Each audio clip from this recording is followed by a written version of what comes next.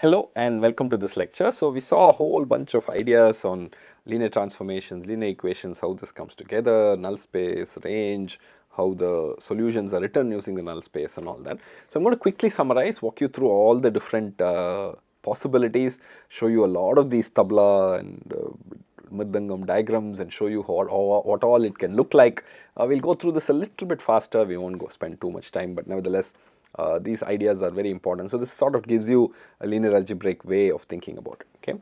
So generally, we're going to picture a linear transformation from Rn to Rm as something like this. There is a null which goes off to 0, and the entire Rn goes to a range, right? So this is how we are picturing it. And supposing you give a v inside the range, I will find a particular solution which is u0, right? u0 takes me there, but then I know u0 plus null of t, which is the entire white, this big guy, is also a solution. Okay, so this is one way to picture this. So all solutions is particular solution plus null space. So this is a very, very, very important idea and a good picture to have. I think this is becoming more like a tabla, right? So it's nice to see the picture there. Okay, so tabla sort of turned around like this. Okay. All right, so let's look at it a little bit more abstract. So this is slightly abstract, maybe not needed for this course, but nevertheless, it's interesting to think of it if you like these kind of pictures. Let's push this picture a little bit further, right? So we know that the entire null space goes to 0, right? All the vectors here from Rn to Rm this goes to 0.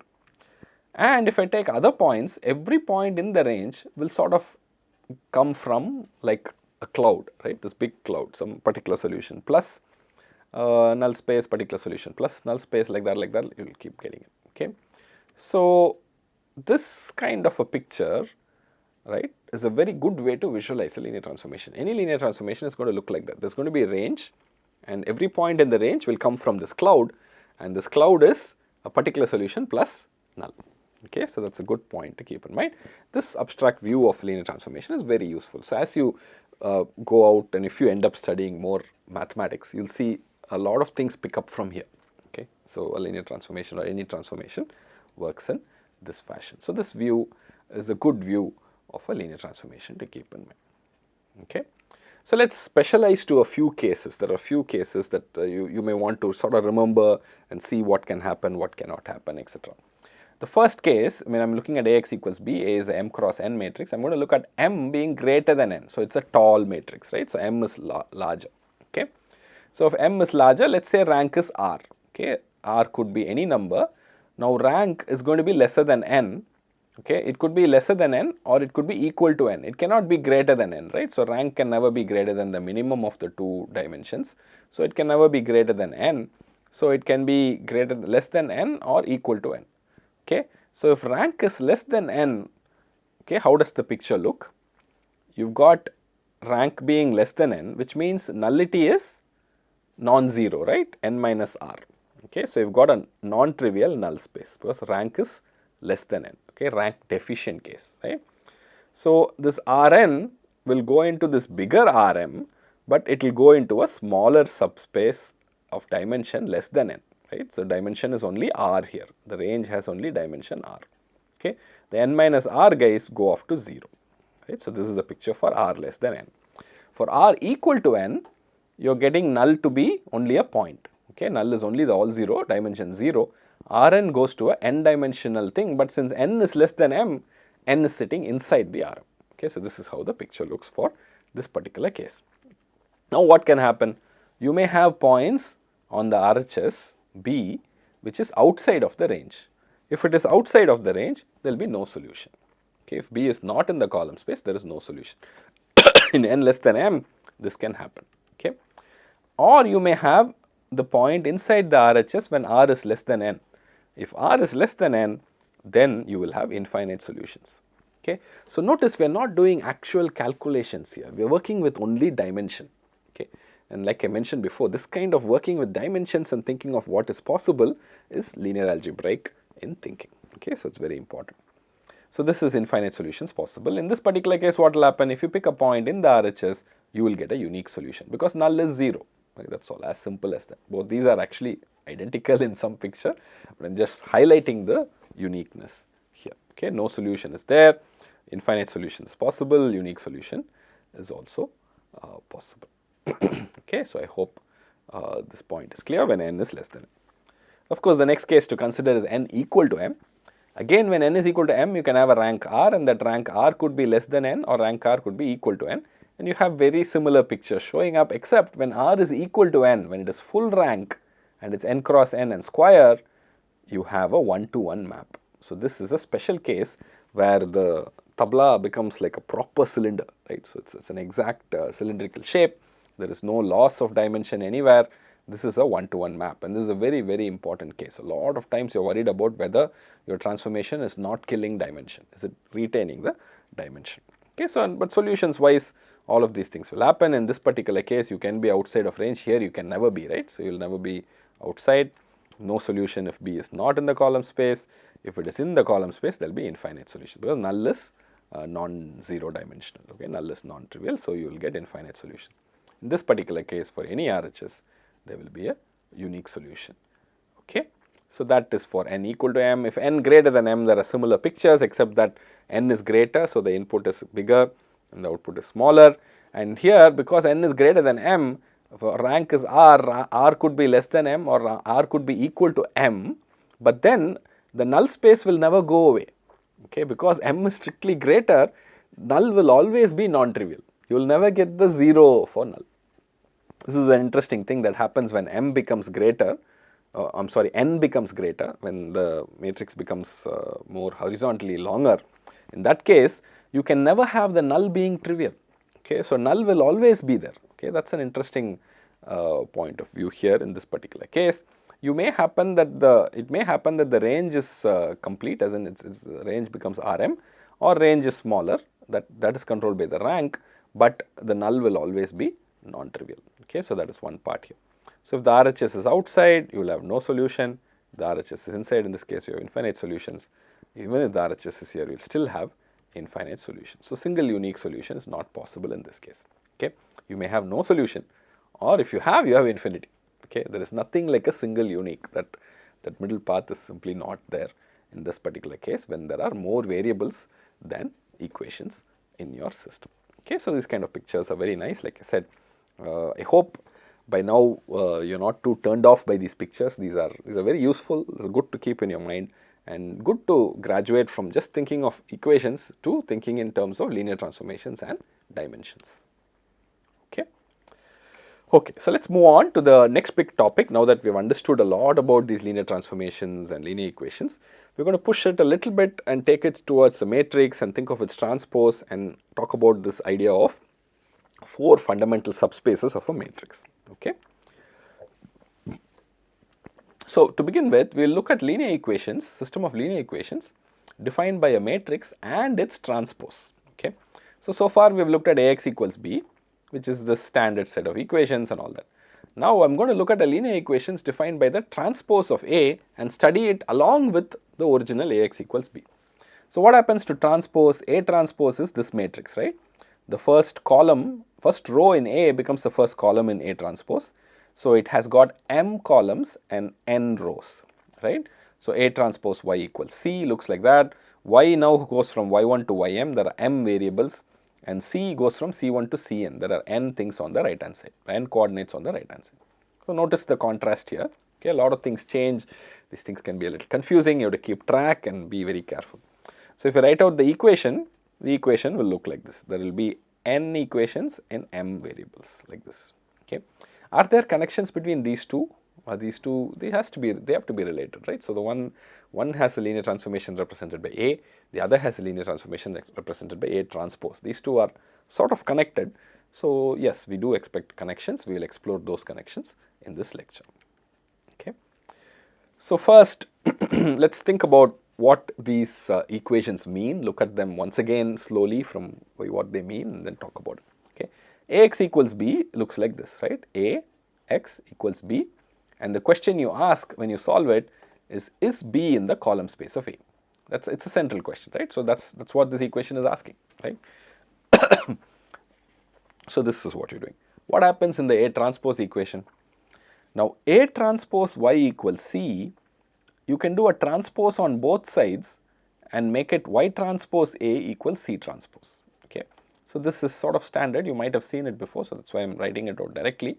A transpose Y equals C can be written as Y transpose A equals C transpose. So now why is this better? This is better because A shows up by itself. Okay, here you got AX equals B, here also you are getting the same A. Okay. Now if you write this out, this is Y1, Y2, Ym as a row vector multiplied by the same A being equal to C1, C2, Cn as a row vector. Okay. So now instead of multiplying by the unknown on the right, you are multiplying by the unknown on the left with the same matrix A when you do A transpose Y equals C. Okay. So it's like the same matrix, instead of multiplying on the right, you are multiplying on the left with the unknown and you are getting a row vector instead of a column vector. Okay. So this is the difference between Ax equals B and A transpose Y equals C. Okay. So that's important to understand. So this leads us to the notion of a row space of a matrix. Why is that? Because you can see when you multiply on the left, the matrix is multiplied on the left, what you are actually doing is taking linear combinations of the rows, right? Y1 multiplies the first row plus Y2 multiplies the second row, so on till Ym multiplies the last row. So the left hand side you have a linear combination of the rows of a matrix. So far we didn't look at it, we always looked at linear combinations of columns. Now we have linear combination of rows, and that you want to be equal to C. So this we will define as the row space. Just like we defined column space, we will define row space. This is nothing but the span of the rows of A, and it becomes a subspace of Rn, right? The column space is a subspace of Rm, row space is a subspace of Rn, okay? So when you are looking at this left hand side multiplication, the question you are asking is C in the row space of A?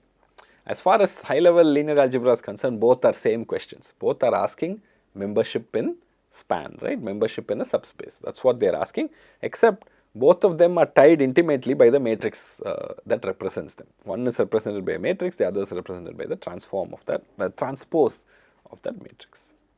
Okay. So let's look at column space and row space of a matrix and transpose together. This can be, just nomenclature and terminology, we have to be careful here. So you have A here, you have A transpose here. The columns of A are the rows of A transpose, right? And the rows of A are the columns of A transpose. This is how they exchange with each other, right? The column of A becomes row here, row of A becomes column. So what will happen to the spaces? The column space of A will be the row space of A transpose, and the row space of A will be the column space of A transpose. So if you are willing to go between A and A transpose, it's enough if you look at column space, right? Column space of A will be row space of A transpose. The row space of A in fact ends up being column space of A transpose. Okay, so this is a simple little relationship between column space. Okay, so how do the rank of a matrix and rank of its transpose work out? Okay, so here there is a beautiful relationship. Okay, something very non-trivial about the matrix and what it means. How are the matrix and its transpose connected? How are the row space and column space connected? On the face of it, it's clear that they're connected, right? The row combination, column combination should be connected in some fundamental way, and that comes from the rank connection. This is a very important idea, okay? So the column rank of A is the dimension of the column space of A, right? Span of the columns. This is equal to the dimension of the row space of A, because we know the row space of A transpose, I'm sorry. So dimension column rank of A is dimension of column space of A. It's clearly equal to the dimension of the row space of A transpose, isn't it? So it's because these two spaces are the same, so dimensions are the same. So which means column rank of A is the row rank of A transpose, okay? So I'm going to define column rank as dimension of column space and row rank as dimension of row space, okay? That's what I'm doing here. So the column rank of A is the same as the row rank of A transpose, okay? Right? Simple enough. Same thing will work with column rank of A transpose. Column rank of A transpose, dimension of column space, dimension of row space of A, row rank of A. So row rank of A and column rank of A transpose are the same. Column rank of A and row rank of A transpose are the same. Okay. So it seems like there are so many ranks here. Are all of them different? Can they all be different? It turns out they are all the same. Okay. They all cannot be different. They all have to be equal. All four quantities have to be equal. So here we showed these two equalities it turns out the other two are also equal. Okay, so row rank equals column rank. This is a very famous result in linear algebra. For any matrix A, dimension of column space is equal to dimension of row space, which means column rank of A equals row rank of A, and rank of A equals rank of A transpose. So you don't really need to separate out column rank, row rank. You don't have to keep separating it out. Both of them have to be one and the same. Just because you put them into a matrix structure, you have to have the same rank for the rows and the columns. Okay, so it seems little bit counterintuitive. Sometimes people say, why, I mean, I'm just putting arbitrary things in row and column. Why should the number of dimensions in the row be the same as the dimension in the column? It's slightly non-trivial, but I think it's very interesting, and it's true. Okay, so not only do you have column rank of A being equal to row rank of A transpose, column rank of A is also equal to the row rank of A. So all these four things are actually equal. Okay, so that's why you can just say rank of a matrix. You don't have to qualify it as column or row or A transpose, no problem. All of them have the same rank. Okay, so there is a proof here. I'm going to go very quickly through the proof. Here is the proof. Supposing you have a m by n matrix and you have rank R, row rank R, which means there is a basis for the row space, R vectors in the basis, right? This V1, this is the first basis vector. This is the rth basis vector, there are R basis vectors. So I'm going to collect these R basis vectors into a R by n matrix. So C is an R by n matrix, right? So first row is the first basis, second row is the second basis, so on till the rth row being the rth basis. Now row 1 of A, remember this is a basis for the entire row space, which means every vector in the row space can be written as a linear combination of this basis. So my row 1 of A belongs to the row space, right? The first row of A belongs to the row space clearly. So this can be written as a linear combination of these basis vectors. So those coefficients, I will call them B11, B1R. Likewise, dot, you can go all the way up to row M. This can be written as a linear combination, that I will call as BM1, BMR. Now these coefficients, I will collect them into a M cross R matrix, I'll call it B. Okay. So notice this R cross N matrix, and then there is an M cross R matrix. Now here is the little fact, it's very easy to verify, that the matrix A is actually B times C. Okay. So you can see that every row, when multiplying all the rows, gives you the corresponding rows of A. Okay, so it's very easy to see. So using rows we did this, but because of the matrix multiplication property, something very interesting happens.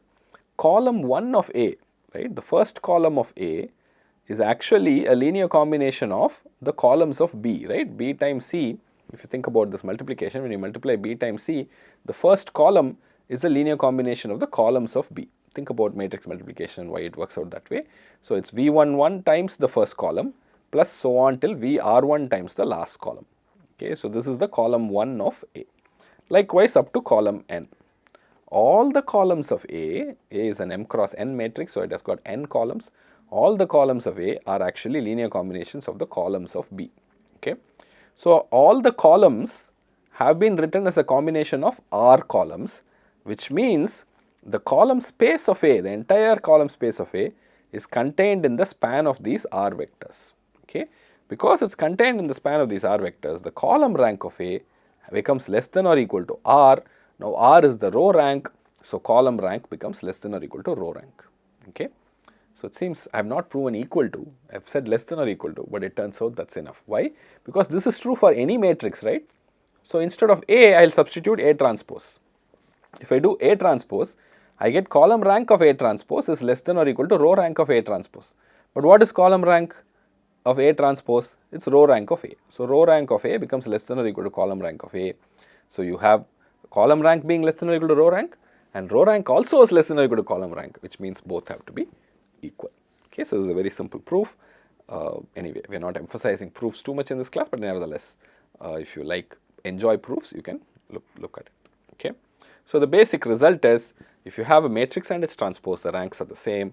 Row space and column space of a particular matrix have the same dimension. Both these facts are very important. Now from column space and row space, we are going to move towards null space. Okay, null space of a matrix and its transpose. See, we saw that the column space of a matrix and column space of transpose are very closely related. Let's talk about the null spaces. Okay, so how do the null spaces look? Null space of A is set of all x in Rn such that Ax equals 0, right? It's a subspace of Rn, I am just redefining here, and dimension is called the nullity. Same with A transpose. A transpose is y is in Rm, A transpose y is 0, subspace of Rm, and dimension is nullity.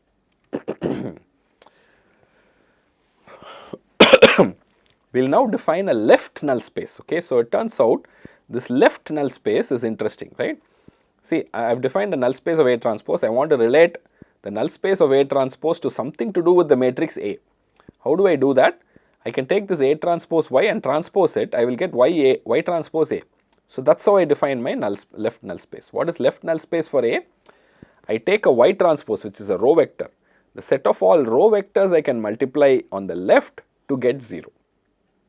So, okay, I hope you can visualize this. Set of all row vectors I can multiply to get 0. Now, this is the same as set of all y in Rm such that A transpose y is 0, which means this is the same as null space of A transpose. Okay, I hope you see this point clearly. So, left null space of A is the null space of A transpose. So, null space of A and null space of A transpose are not equal. They can never be equal. They live in different spaces, right? So, the only thing you can say is the left null space of A and the null space of A transpose are exactly sort of identical. Okay. Same way the other way around, left null space of A transpose will be the null space of A. Okay, so this is the best you can do, right? This is what you can say. Okay. So, let me put all these things together and talk about the 4 fundamental spaces. We have now defined 4 fundamental spaces. When you have a matrix A, you should be able to find its column space, right? Span of the columns of A, it's a subspace of Rm. The dimension is called rank of A. How do you find it? You take RREF on A transpose, you will find a good basis and you will do that. Okay. You can also find null space of A. Okay, null space of A is a subspace of Rn. It is a set of all x such that Ax is 0. Right? X in Rn, Ax is 0. We know from the fundamental theorem of linear algebra that dimension is n minus rank A. Okay, dimension of the null space, which is nullity, is n minus rank A. Similarly, we can now define row space. What is row space of A? Span of the rows of A, and it's a subspace of Rn, right? Notice it's a subspace of Rn, and the dimension is once again rank A. Dimension is rank A. From the row rank equals column rank theorem, we get that. Now you have a left null space, right? Left null space is a subspace of Rm, and it's set of all y such that y transpose A is 0. But interestingly, row space of A is the column space of A transpose, left null space of A is a null space of A transpose. So, for A transpose, if you use the fundamental theorem of linear algebra, you get that the dimension of this left null space is m minus rank of A. Okay. So, these are the 4 fundamental subspaces. You work with A and A transpose, you can find their dimensions, the rank, and find the relationship between the 4 of them. Okay. So, let us see a couple of examples. I am going to take 2 matrices and just walk you through that RREF type process, which will give you the basis just by hand. You can also do this by computer, and we have seen that also, right. So, this is A and A transpose. You can do RREF on A, just a row reduction, elimination, keep doing, you get up to this point. From here, what all you can get? This is all you can get from here. The first you can get is rank is 2, nullity is 1, right. That you can get for A immediately, because there are 2 non-zero rows. The dimension of the row space is 2, but that you know is also rank, right. So, rank is 2 and nullity is n minus 3 minus 2, 1, you got that. Okay. Then you can also get a basis for the row space. What is the basis for the row space? 1 0 minus 1 0 1 2, it is right here. And then you can also get a basis for the null space. How do you get null space basis? You put a 1 here in the free variable, this is your free variable, you put a 1 here, you get 1, so this guy became 1, right, the third guy became 1, and then once it becomes 1, you need minus 2 here and 1 here to make sure that this goes to 0, right, when multiplied by the vector on the right. So, 1 minus 2, 1, so you get null space basis. So, just from RREF on A, you can get rank, you can get nullity, you can get row space basis, you can get null space basis. Okay. Now, you can also do RREF on A transpose. If you do that, you get this guy. Okay. From here, again, you can see that the rank is 2. okay, that doesn't matter. But you can get a column space basis if you do RREF on A transpose. The column space basis is 1, 0, minus 1, minus 2, 0, 1, 2, 3, right? The column space has got dimension 2. And you can also get a left null space basis. Here you have to be slightly more careful. You've got two free variables here. For the first guy, I am getting 1, 0, right? I am putting the canonical basis here as 1, 0. So I am putting 1 here and 0 here. If you put 1, 0 here, I will again get 1, minus 2, 1, 0. For the second null space vector, I have to put 0, 1. For those two guys,